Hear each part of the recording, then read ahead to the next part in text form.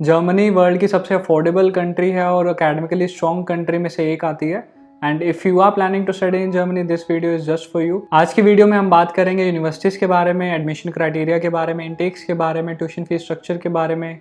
मेरा नाम है Shubham, I have been in this industry for 4 years। Let's get started. सबसे पहला पॉइंट हमारा आ जाता है एकेडमिक एलिजिबिलिटी क्राइटेरिया का। अगर आप पब्लिक यूनिवर्सिटी में पढ़ने का प्लान कर रहे हो तो आपके एटलीस्ट 12th में परसेंटेज 60 to 65% होने चाहिए। अगर हम प्राइवेट यूनिवर्सिटी की बात करें तो अगर आपके 12th में 55% तक भी हैं तो भी वो एक्सेप्ट कर लेती हैं। अगर आप 12th के बाद पब्लिक यूनिवर्सिटी टारगेट कर रहे हो जर्मनी में, प्राइवेट को छोड़ के अगर पब्लिक में जाने का प्लान है तो डायरेक्ट एडमिशन एक्सेप्ट नहीं करती है 12th के बाद, क्योंकि जर्मनी में पब्लिक यूनिवर्सिटी में एडमिशन लेने के लिए 13 year ऑफ स्टडीज होनी चाहिए। इसलिए 12th के बाद आपको एक फाउंडेशन प्रोग्राम यानी कि स्टूडेंट कोलैक्ट करना पड़ता है। ये प्रोग्राम जर्मनी के अंदर ही होता है। इसके लिए आपको पहले एंट्रेंस एग्जाम क्लियर करना पड़ता है, उसके बाद 1 year का प्रोग्राम कंप्लीट करना पड़ता है स्टूडेंट कोलैक्ट का। उसके बाद उस कोर्स को कंप्लीट करके पेपर क्लियर करके उसके बाद आपका बैचलर्स का प्रोग्राम स्टार्ट होता है। अगर आप स्टूडेंट कोलैक्ट का ऑप्शन नहीं ऑप्ट करना चाहते हो तो 12th के बाद आपको रिकग्नाइज्ड बैचलर्स में 1 year कंप्लीट करना पड़ेगा। उसके बाद आप डायरेक्ट बैचलर्स के एडमिशन के लिए एलिजिबल हो जर्मनी की पब्लिक यूनिवर्सिटीज के लिए। अगर आप मास्टर्स पब्लिक यूनिवर्सिटी में प्लान कर रहे हो जर्मनी में तो आपका जो कोर्स है वो आपके बैकग्राउंड से रेलिवेंट होना चाहिए, नहीं तो एडमिशन सिक्योर करने में बहुत ही ज्यादा प्रॉब्लम आती है। अगर हम इंग्लिश प्रोफिशिएंसी की बात करें तो जर्मनी की universities IELTS, TOEFL, PT accept करती हैं। And I would highly recommend कि आप IELTS या TOEFL दीजिए, क्योंकि PT के बेस पे रिफ्यूजल रेट काफी ज्यादा हाई है। बैचलर्स में एडमिशन लेने के लिए IELTS में मिनिमम बैंड स्कोर आपका होना चाहिए 6 bands overall, not less than 5.5।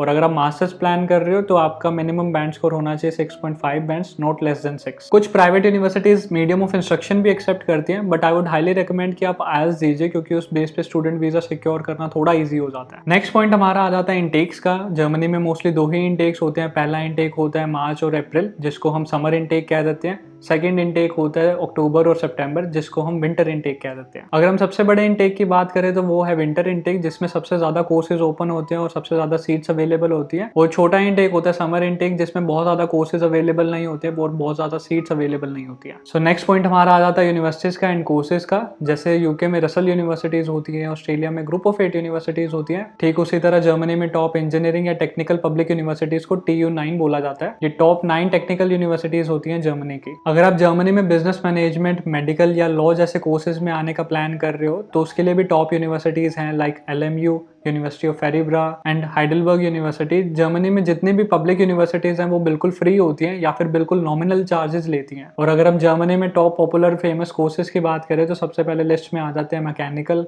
Automotive, electrical. ये कोर्सेज बहुत ही ज्यादा हाई इन डिमांड रहते हैं जर्मनी में। और computer science, AI, business management, medicine जैसे कोर्सेज भी काफी ज्यादा पॉपुलर है यहाँ पे। बैचलर प्रोग्राम जर्मनी में 3 years और 3.5 years का होता है। मास्टर प्रोग्राम जनरली 1.5 years और 2 years का होता है। अगर आपको स्टूडेंट वीजा प्रोसेस के बारे में थरली जानना है या फिर जानना है कि पब्लिक यूनिवर्सिटीज में एप्लीकेशन कैसे सबमिट करते हैं तो I have made that video on that to.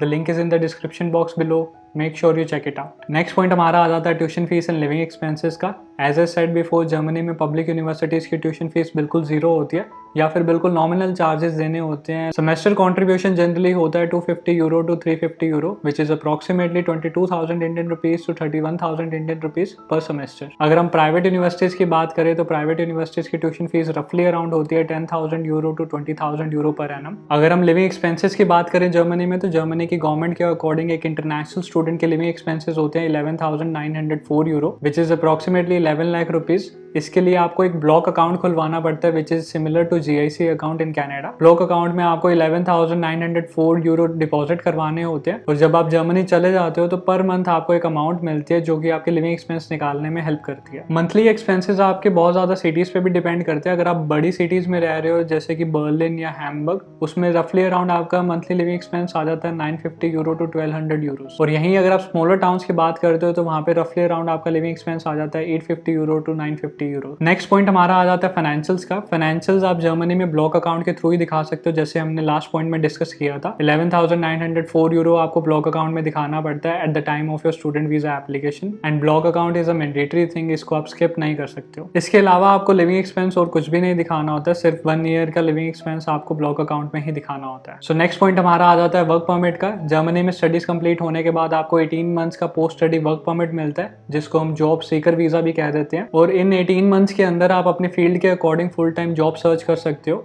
और जैसे ही आपको जॉब मिल जाती है आप अपने एम्प्लॉयर के थ्रू ब्लू कार्ड या परमानेंट रेजिडेंसी के पाथ पे स्विच कर सकते हो। नेक्स्ट पॉइंट हमारा आ जाता है पार्ट टाइम वर्क का। International students are allowed to work part time in Germany. During the semester students are allowed to work 20 hours per week, और जब सेमेस्टर ब्रेक होता है मतलब वेकेशंस होती हैं तो उसके अंदर students are allowed to work 40 hours per week. और अगर हम पे रेट की बात करें तो जर्मनी में मिनिमम पे रेट होता है 12.41 euro per hour and students को generally 12 to 16 euro per hour मिल जाता है। It all depends on the city and the job they are doing. So that's all for this video. अगर आपको कोई भी क्वेश्चन है या मैंने कोई भी पॉइंट मिस कर दिया तो do let me know in the comment section below.